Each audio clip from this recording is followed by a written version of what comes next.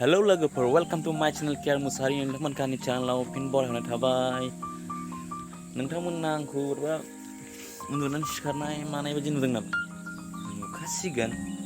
नुदोंबा comment खालामनानै बुंहरलाय नुदोंना नुवाखै सिखारखादों दा सिखारखादों बारा सम जाखायाखै जास्ट 5 मिनिटनि सिगाङावल' सिखारदों आरोना ब्रास जेबो खालामाखै मोखांखौल' एसे दैजों ओरै खालामदों होनबाबो क्लियारलि नङा आरोना स' दिनैनि भिडिअ खालामनाया नै बेकग्राउन्डफोरखौ नुबानो मिथिखागोन बिथाङा बेलेग जायगायाव दं होननानै ना दंखायो लोगोफोर नायबाय थालाय जायगाखौ लोगोफोर देखायगोन आं नायलांबाय था आं माने जोंहा ना फिदों माने बे फुख्रियाव नुखादों नै फुख्रियाव ना फिदों माने बे फुख्रियावनो दंफैयो आरोना आङो दिनै मोनायाव हर थानाय जादों आरोना हरखौ नेथावथाव लोगो सासेबो दंमोन थादों लोगोआ न'आव थांबाय बार' बेना इमारजेन्सि खामानि थानायखाय दहाय सिखारनानै थांदों खिन्थु आंना लेट जाबाय सिखारनाया आरो ओमफ्राय लोगोफोरा आं फुख्रिखौबो देखायगोन आरो मा दं ना दं बेखौबो देखायगोन आरो फुख्रिखौथ' नुखाबाय दा फुख्रिया नै बेसेबां गुवार बेयाव 4 बिगा दं ओमफ्राय नैयाव 5 बिगा दं आरो ना नैयाव फिसा फिसा ना गोजा पुना ना नै इयाव दं ओमफ्राय ओरैजाय जाबाय गिदिर गासैबो 1 केजि साइज बारजोब्बाय आरो ना दाथ' ओंखारथ'वाखै नाया दा सान्दुं आरो एसे बुरजा फैबा माने नाखौ नुगोन आरो ना होमबाबो आं देखायनो सेस्था खालामगोन बारु ना नाखौ बेसेबां हायो नोंथांमोना नायलांबानो जाबाय भिडिअखौ जोबजासिम देखायगोन बारु नैबे नै जासाबनो थाखाय फान्थाव गायदों नै लाइ मुलाफोरबो दं मालाबा ओंख्रि जासाबनो थाखाय ओरैनोलाय ओरैनो गायना दोनदों आरो ना लोगोफोर जानो आन्था ओइ नै जोंनि खिग्रा न' बेखौ मोनायाव सुयो बारु जों हेल'जेनखौ सुनांगौबो जायो उफाय गैया माथो खालामनो स्रां नुनो थाखाय मोनायाव खोमसि दरसि नुयोना गिनायबो मोनलायलाङो थाबा हारसिं थाबा हानिबाबो गिनाय मोनो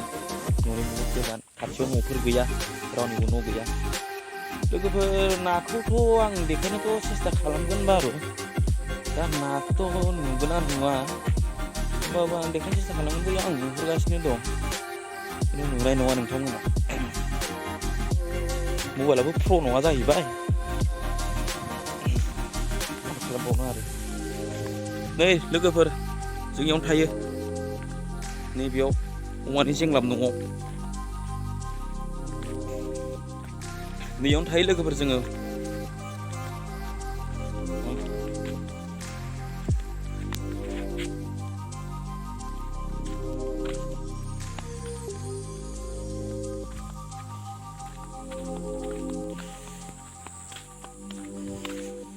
नै लोगोफोर आया आंना मजाया माथो एसे रानहांबाय माथो टावे दैयाथ' दै गथ'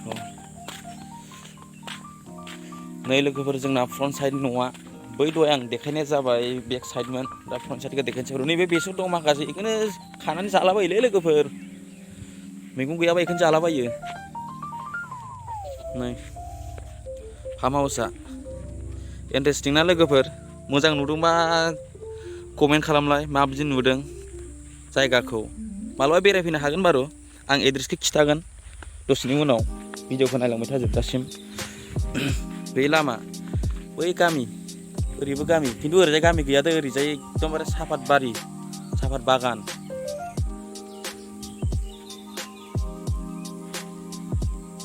जानि न'आ नै बे एकदमबारे सिदा एकदमबारे 3 किल'मिटारनि ओरै सिदा जानि न'आ नैबे जाबाय आङो फुङाव एसे देसि जुगार होनो बेखौ देसि जुगार बोयो आङो एसे नै देसि जुगार अ जेबो नङा बारु बे आङो फारसेथिं मबाइल लादों फारसेथिं बोनायखाय बिदि जादों खिन्थु बिदि जाया लोगोफोर आङो नोंसोरनो खिथागोन बारु ना बिराद गिदिर दं बेयाव बे फुख्रियाव नोंथांमोना जुदि 30 केजि 50 केजि 60 केजि ना नांगौबा बे फुख्रिनिफ्राय मोनलांगोन आङो जुगाजुग खालामनो थाखाय कन्टेक्ट नाम्बारखौबो होगोन आं स्क्रिनाव लिरना होगोन आं लोगोसे फनबो खालामनो हागोन मावनायखौ नुखादों लोगोफोर नै फन खालाम हाबाफोर नांगौबा पार्टिफोरनि थाखाय आरो हांसोबो दं लोगोफोर हांसोआ बे जायगायाव गैया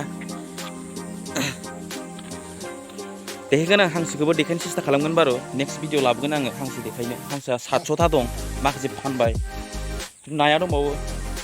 नाखौ नोंथांमोना लांफैनो हागोन गोसोबायदि बेसे बुरजा नांगौ रेट मिलायबानो हरगोन जोङो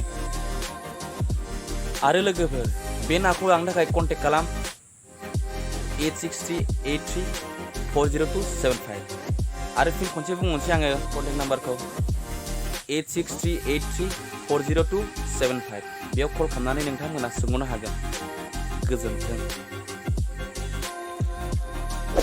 लोगोफोर भिडिअखौ मोजां मोनदोंबा लाइक खालाम कमेन्ट खालाम आरो चेनेलखौ साबस्क्राइब खालामना हो लोगोफोर